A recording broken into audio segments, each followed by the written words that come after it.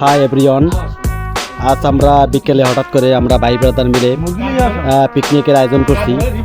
এই যে আমাদের চয়ন ভাই আর অজয় ভাইয়ের পো গোবিন্দ দুলাল, ওই যে আমাদের স্বাস্থ্য ভাই অসীম পান্ডে, নির্ময় ভাই, বিধান, হৃদয়।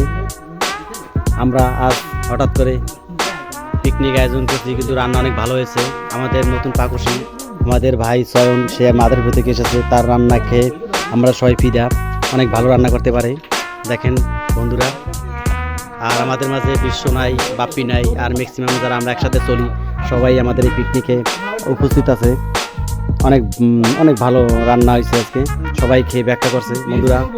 কেউ যদি খেতে চান তাহলে চলে আসতে পারেন। দেখেন কালার, দেখেন কত সুন্দর, কত সুন্দর কালার।